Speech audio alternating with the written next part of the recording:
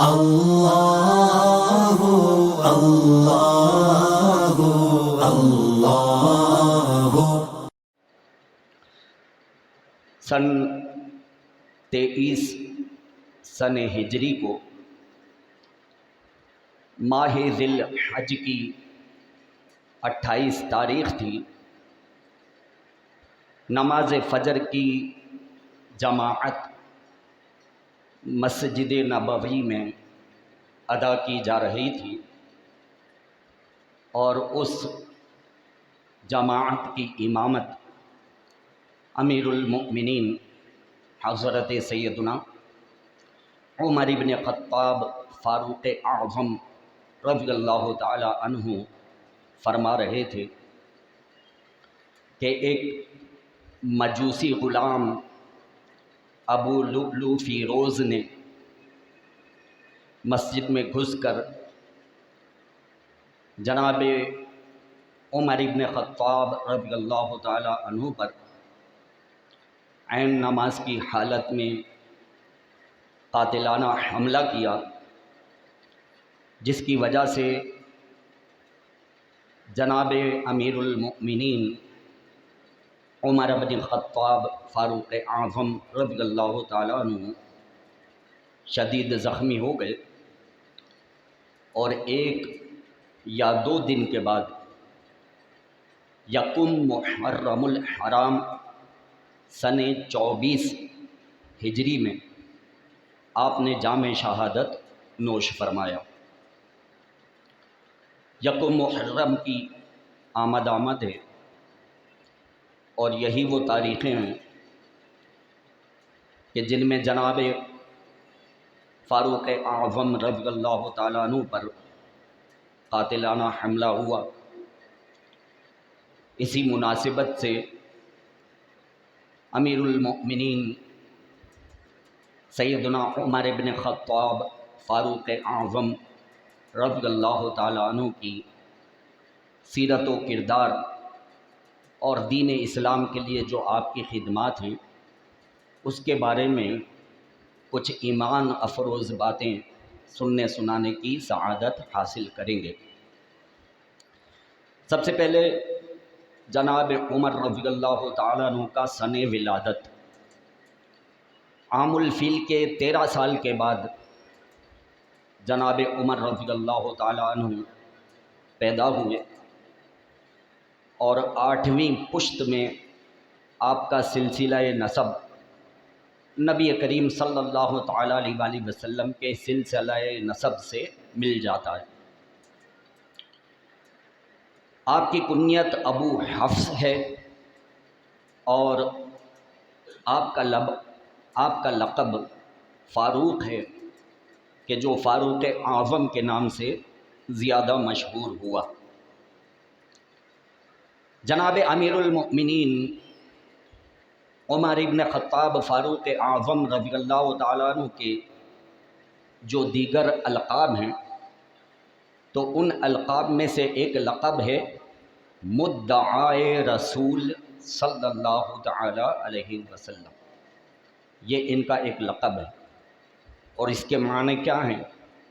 اس کے معنی یہ ہیں کہ تمام صحابہ کرام علیہم الرضوان کی جماعت میں سے جناب عمر بن خطاب فاروق اعظم رضی اللہ تعالی عنہ یہ وہ واحد ہستی ہیں کہ جن کے ایمان لانے کے لیے نبی کریم صلی اللہ تعالیٰ علیہ وسلم نے اللہ تعالیٰ کی بارگاہ میں دعا مانگی۔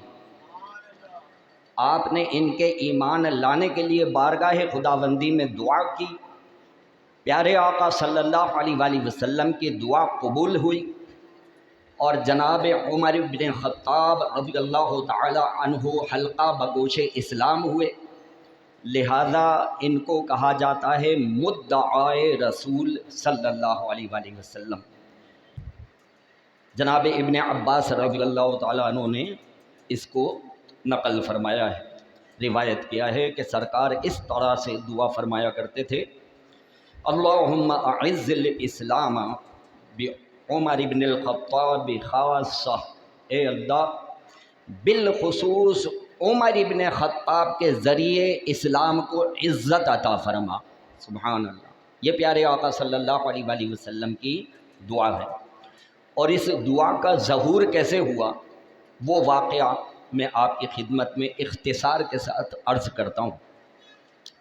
جناب عمر ابن خطاب رضی اللہ تعالیٰ عنہ کے ایمان لانے سے پہلے تقریباً 40 مرد مسلمان اور 23 عورتیں یہ حلقہ بگوش اسلام ہو چکے تھے، اور پیارے آقا صلی اللہ علیہ وآلہ وسلم نے جو اعلان نبوت فرمایا تو 6 سال ہو چکے تھے، اور آہستہ آہستہ اسلام کی دعوت پھیلتی چلی جا رہی تھی۔ تو جو کفار مکہ تھے انہوں نے ایک اجلاس جو ہے وہ طلب کیا، اور اجلاس طلب کرنے کے بعد انہوں نے یہ مدعا اٹھایا کہ بھائی اس طرح سے مخالفت کر کے جو ہم کرتے ہیں تو اسلام کو تو روکا نہیں جا سکتا، بس ایک ہی طریقہ ہے کہ پیارے آقا صلی اللہ تعالیٰ علیہ وسلم کو معاذ اللہ شہید کر دیا جائے۔ اب کون ہے جو ہمت کرے؟ اب کسی میں اتنی ہمت نہیں ہے کہ وہ کھڑا ہو اور کھڑے ہو کر کے جو ہے وہ اس بات کے ارادے کو ظاہر کرے۔ تو جناب عمر ابن خطاب رضی اللہ تعالیٰ عنہ جو کہ ابھی تک حلقہ بگوش اسلام نہیں ہوئے تھے، یہ غصے میں کھڑے ہو گئے، کہنے لگے تم سب بزدل ہو، میں یہ کام کروں گا۔ آپ نے تلوار نکالی اور مکہ مکرمہ میں نکل پڑے نہایت غصے کے عالم میں۔ سامنے سے جناب نعیم ابن عبداللہ رضی اللہ تعالیٰ عنہ تشریف لا رہے تھے۔ یہ مسلمان ہو چکے تھے، لیکن اس وقت تک مسلمان اپنے ایمان کو چھپاتے تھے، کیونکہ کفار مکہ بہت زیادہ ظلم و ستم کیا کرتے تھے۔ تو انہوں نے دیکھا، کہا کہ اے عمر، ہاتھ میں تلواریں، بڑے غصے میں جا رہے ہو، کیا ارادہ ہے؟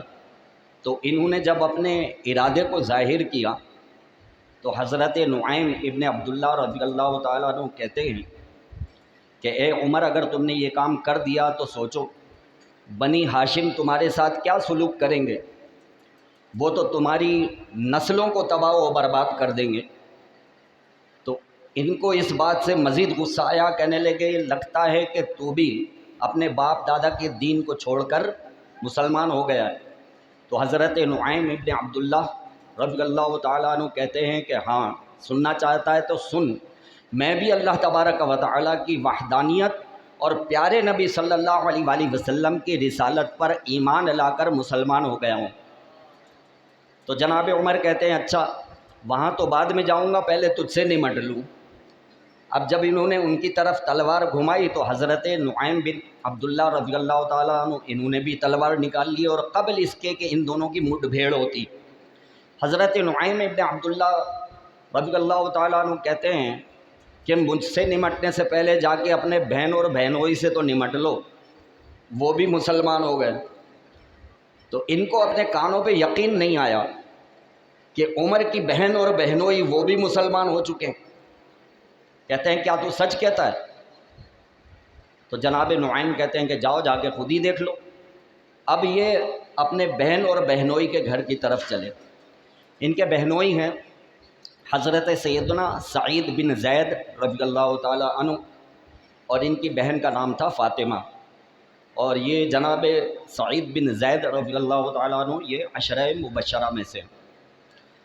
غصے میں ان کے گھر پر پہنچے، یہ دونوں میاں بیوی اپنے گھر میں بیٹھ کر سورہ طٰہٰ نازل ہوئی تھی اس کی تلاوت کر رہے تھے۔ اچھا، چھوٹے چھوٹے گھر ہوا کرتے تھے، کچے مکانات تھے، آواز باہر آ رہی تھی، تو انہوں نے دروازے سے کان لگا کر سنا کہ اندر سے آواز کیا آ رہی ہے۔ جب قرآن پاک کی تلاوت کی آواز ان کے کان میں آنے لگی تو تھوڑی دیر کے لیے یہ اس میں محو ہو گئے، اور قرآن کی تلاوت کا یہ اعجاز ہے کہ دل پگھلنے لگ گیا۔ لیکن پھر تھوڑی دیر میں ان کو ہوش آیا کہ میں یہاں کس کام کے لیے آیا ہوں، لات مار کے دروازہ کھولا، اندر گھسے اور کہا کہ اے سعید، اے فاطمہ، کیا تم دونوں بھی اپنے باپ دادا کے دین کو چھوڑ کر مسلمان ہو گئے ہو؟ تو ان دونوں نے کہا کہ ہاں الحمدللہ ہم مسلمان ہو گئے ہیں۔ اب جناب عمر رضی اللہ تعالیٰ عنہ ان دونوں پر جو ہے وہ پل پڑے اور دونوں کو خوب مارا۔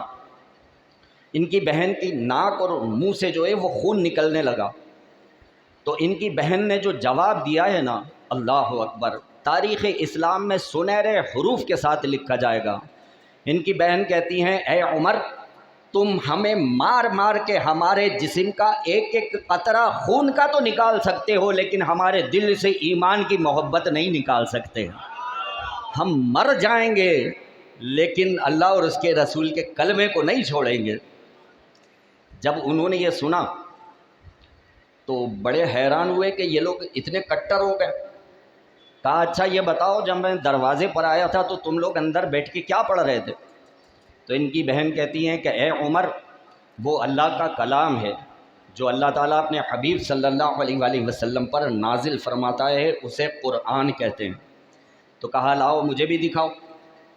تو آپ کی بہن نے کہا نہیں، تم ناپاک ہو، اللہ کا کلام پاک ہے، ناپاک لوگ اس کو چھو نہیں سکتے، جاؤ پہلے غسل کر کے آؤ، پاک ہو کے آؤ، پھر میں بتاؤں گی کہ وہ کیسا کلام ہے۔ حضرت عمر گئے غسل کرنے، غسل کر کے جب یہ آئے تو اور غصہ ان کا جو ہے وہ ٹھنڈا ہو چکا تھا۔ اب غسل کرنے کے بعد جب یہ آئے تو ان کی بہن نے جو لکھا ہوا تھا سورہ طٰہٰ کسی کاغذ یا کسی کپڑے پر وہ ان کو دیا۔ حضرت عمر رضی اللہ تعالیٰ عنہ نے سورہ طٰہٰ کو پڑھنا شروع کیا۔ دل ویسے ہی پہلے پگھل گیا تھا، مزید دل کے اندر ایمان کی حلاوت پیدا ہوئی جب اس جگہ پر آئے۔ رب کریم ارشاد فرماتا ہے اننی انا اللہ لا الہ الا انا فاعبدنی واقم الصلاۃ لذکری۔ جب یہ پڑھا تو کہا کہ اے سعید، مجھے بھی جناب محمد کے پاس لے چلو۔ یہ آیت مبارکہ اس کا ترجمہ کیا ہے سنیے۔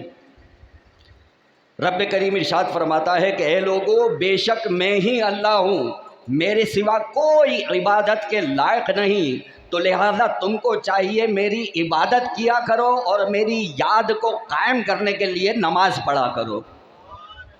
یہ اس آیت مبارکہ کا ترجمہ ہے۔ پگھل گیا جناب حضرت عمر رضی اللہ تعالیٰ عنہ کا دل، کہتے ہیں مجھے بھی لے چلو۔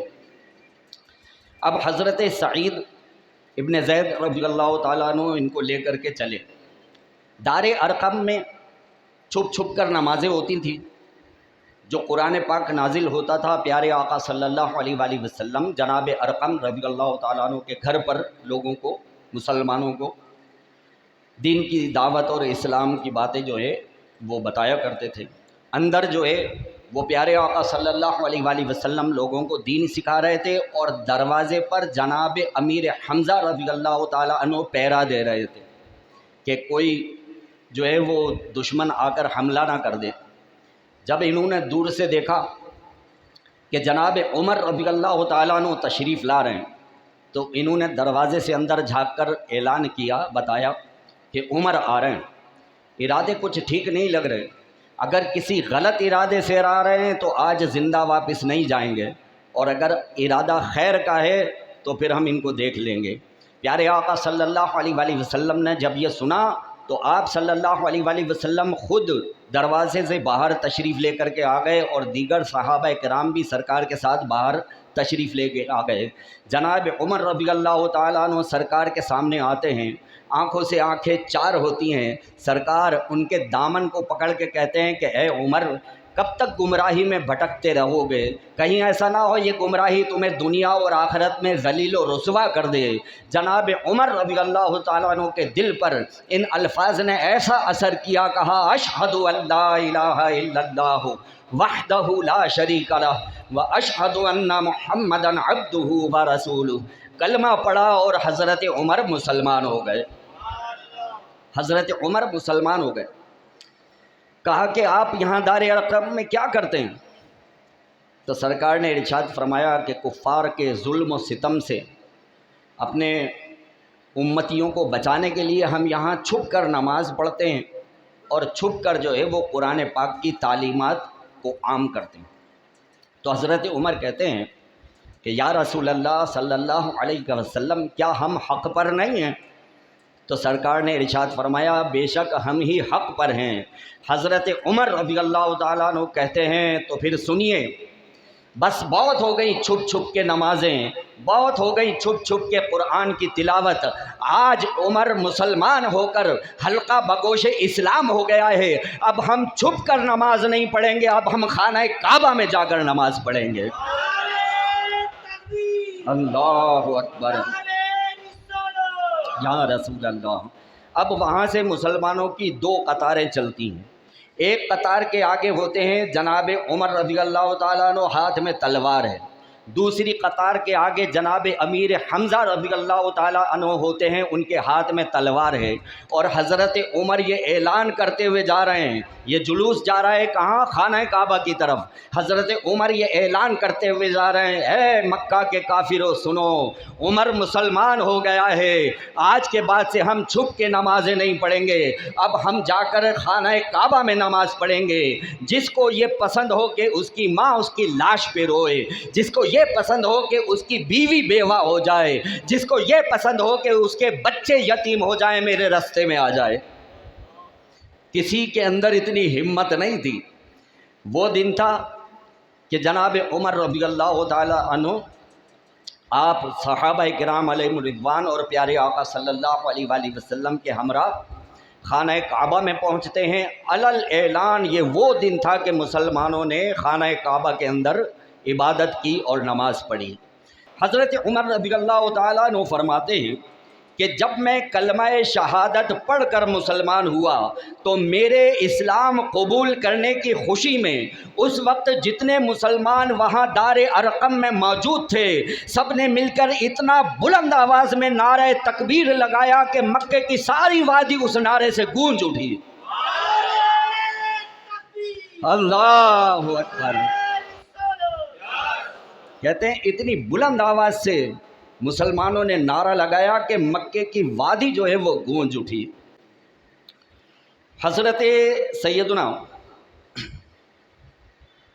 عبداللہ ابن مسعود رضی اللہ تعالیٰ عنہ روایت کرتے ہیں، وہ فرماتے ہیں کہ حضرت عمر رضی اللہ تعالیٰ عنہ کا مسلمان ہونا اسلام کی فتح تھی، ان کی ہجرت نصرت الہی تھی، اور ان کی خلافت رحمت خداوندی تھی۔ سبحان اللہ۔ دوسرے صحابی حضرت عبداللہ ابن عباس رضی اللہ تعالیٰ عنہ یہ کیا کہتے ہیں کہ جس دن سب سے پہلے اپنا اسلام علل اعلان ظاہر کیا گیا، یہ وہ دن تھا کہ جس دن عمر ابن خطاب کلمہ پڑھ کے مسلمان ہوئے۔ سبحان اللہ۔ حضرت صہیب رومی رضی اللہ تعالیٰ عنہ وہ کیا کہتے ہیں سنیے، کہتے ہیں کہ جب حضرت عمر رضی اللہ تعالیٰ عنہ ایمان لائے تب اسلام ظاہر ہوا، یعنی اس سے پہلے لوگ اپنا اسلام قبول کرنا ظاہر نہیں کرتے تھے، ان کے ایمان لانے کے بعد لوگوں کو اسلام کی طرف کھلم کھلا بلایا جانے لگا، اور کہتے ہیں کہ ہم بیت اللہ شریف کے پاس بیٹھ کر اپنی مجلسیں قائم کیا کرتے تھے۔ سبحان اللہ۔ یہ وہ دن ہے کہ جس دن پیارے آقا صلی اللہ علیہ وآلہ وسلم نے عمر ابن خطاب کو فاروق کا لقب عطا فرمایا، اور فاروق کے معنی ہیں حق اور باطل کو جدا کرنے والا۔ تو جس دن حضرت عمر رضی اللہ تعالیٰ عنہ نے اسلام قبول کیا، اسی دن پیارے آقا صلی اللہ علیہ وآلہ وسلم نے جناب عمر رضی اللہ تعالیٰ عنہ کو فاروق کا لقب عطا فرمایا، اور الحمدللہ ہم جناب عمر ابن خطاب کو صرف فاروق نہیں کہتے ہیں بلکہ فاروق اعظم کہتے ہیں۔ سبحان اللہ۔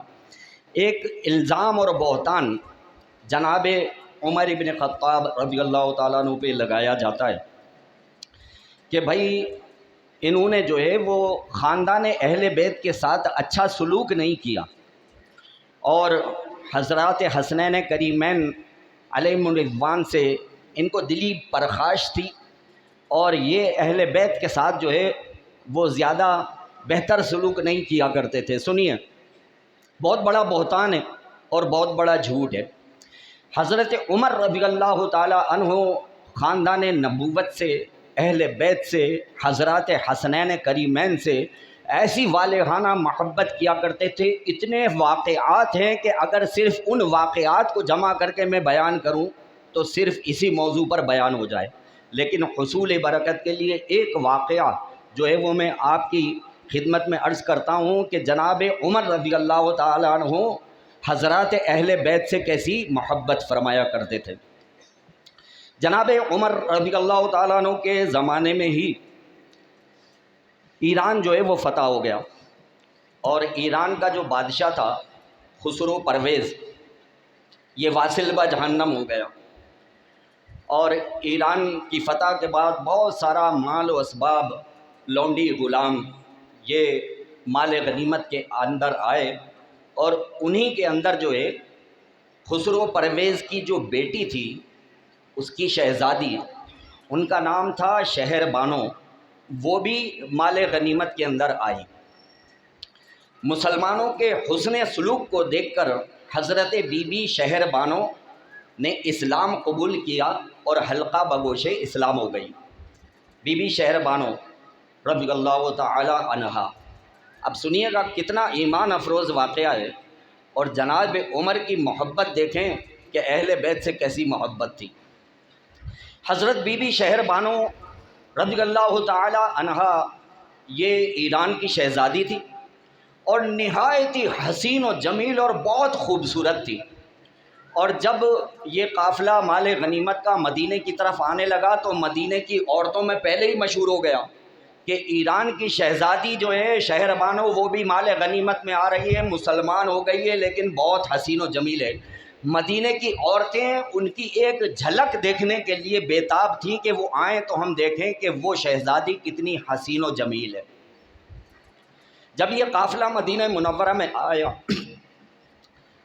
تو جو کبار صحابہ کرام علیہم الرضوان تھے، انہوں نے حضرت عمر رضی اللہ تعالیٰ عنہ کی بارگاہ میں جو ہے وہ عرض کی کہ اے عمر، ایران کی شہزادی آئی ہے، مسلمان ہو گئی ہے، اب ایران کی شہزادی ہے، بادشاہ کی بیٹی ہے، تو ایسا کیا جائے کہ بی بی شہر بانو کا نکاح جو ہے وہ کسی صحابی سے کر دیا جائے، تاکہ ان کو سر چھپانے کی جگہ بھی مل جائے اور ان کا کچھ سہارا بھی ہو جائے۔ تو بی بی شہر بانو کا نکاح کسی صحابی سے کر دیا جائے۔ حضرت عمر رضی اللہ تعالیٰ عنہ کہتے ہیں کہ تمہارا کیا مشورہ ہے کہ جو ایران کی شہزادی آئی ہے بی بی شہر بانو، تو اس کا نکاح کس سے کیا جائے؟ تو صحابہ کرام کیا کہتے ہیں؟ کہتے ہیں کہ شہزادی کے لیے تو شہزادہ ہی اچھا لگے گا۔ سبحان اللہ، کہتے ہیں شہزادی کے لیے تو شہزادہ ہی اچھا لگے گا۔ حضرت عمر فرماتے ہیں تم بتاؤ تمہاری نظر میں شہزادہ کون ہے؟ تو کہتے ہیں آپ کا بیٹا عبداللہ ابن عمر، آپ خلیفہ ہیں، آپ ہمارے بادشاہ ہیں، اور آپ کا بیٹا ہمارا شہزادہ ہے، تو شہزادہ تو ہماری نظر میں عبداللہ ابن عمر ہے۔ قربان جائیے جناب عمر ابن خطاب رضی اللہ تعالیٰ عنہ کے محبت اور اہل بیت سے تعلق کے۔ آپ کیا کہتے ہیں؟ بات دل کو لگے تو سبحان اللہ سے اپنی زبانوں کو تر کیجیے گا۔ حضرت عمر ابن خطاب کہتے ہیں تمہاری نظر میں میرا بیٹا عبداللہ وہ شہزادہ ہے، مجھ سے پوچھو میرا شہزادہ کون ہے؟ میرا شہزادہ امام حسین ہے۔ کہتے ہیں میرا شہزادہ امام حسین ہے۔ حضرت عمر رضی اللہ تعالیٰ عنہ نے بی بی شہر بانو کا نکاح جناب امام حسین کے ساتھ کروایا، خود خطبہ پڑھا، خود کھڑے ہو کر ایجاب و قبول کروایا، اور ایک دن کے بعد ایک اونٹ نہر کیا، اس اونٹ کو نہر کرنے کے بعد اس کا گوشت پکوایا، خود کھڑے ہو کر شہزادہ امام حسین کا آپ کا ولیمہ کروایا ہے۔ اور یہ کون ہے؟ حضرت بی بی شہر بانو۔ اللہ اکبر۔ حضرت بی بی زینب، امام علی اکبر رضی اللہ تعالیٰ عنہ، امام علی اصغر رضی اللہ تعالیٰ عنہ، امام زین العابدین رضی اللہ تعالیٰ عنہ کی ماں ہے یہ بی بی شہر بانو۔ یہ ان نفوس قدسیہ کی ماں ہے بی بی شہر بانو، اور امام حسین کی زوجہ ہے۔ تو بہتان لگاتے ہیں جناب عمر ابن خطاب پہ کہ ان کا سلوک اچھا نہیں تھا، رے یہ تو ایسی والہانہ محبت کیا کرتے تھے حضرات اہل بیت سے اور حضرات حسنین کریمین سے۔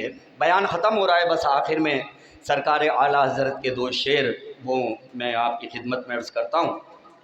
اعلیٰ حضرت فرماتے ہیں وہ عمر جس کے آداب پہ شہدہ سقر۔ اللہ اکبر۔ سقر کہتے ہیں جہنم کو۔ اچھا، کچھ لوگ ایسے ہیں کہ جن کا اشتیاق جو ہے وہ جنت کو ہے، کچھ لوگ ایسے ہیں کہ جن کا اشتیاق جنت کو ہے، جنت یہ چاہتی ہے کہ وہ لوگ جنت میں داخل ہوں، لیکن کچھ ایسے ہیں کہ جن کا اشتیاق جہنم کو ہے، سقر کہتے ہیں جہنم کو۔ تو کچھ لوگ ایسے ہیں کہ جن کا اشتیاق جہنم کو ہے کہ جہنم میرے اندر آئے تو میں ان کا بیڑا غرق کر دوں، تیا پاچا کر دوں۔ سرکار اعلیٰ حضرت فرماتے ہیں وہ عمر جن کے آدھا یعنی دشمنوں پر، وہ عمر جن کے آدھا پہ شیدا سقر، اس خدا دوست حضرت پہ لاکھوں سلام۔ حضرت عمر سے بغض رکھنے والا یہ وہ بدبخت ہے کہ جس کے لیے جہنم منتظر ہے کہ میرے اندر آئے تو میں اس کا بیڑا غرق کر دوں۔ سرکار اعلیٰ حضرت فرماتے ہیں ترجمان نبی، ہم زبان نبی، جان شان عدالت پہ لاکھوں سلام۔ رب کریم سے دعا ہے جو کچھ سنا سمجھنے یاد رکھنے اس کے مطابق ہمیں عمل کی توفیق عطا فرمائے۔ وآخر دعوانا ان الحمد للہ رب العالمین۔ اگر آپ کو یہ ویڈیو پسند آئی ہو تو اس ویڈیو کو لائک کریں، کامنٹس کریں، شیئر کریں اور میرے اس چینل کو سبسکرائب کریں۔ جزاک اللہ خیر۔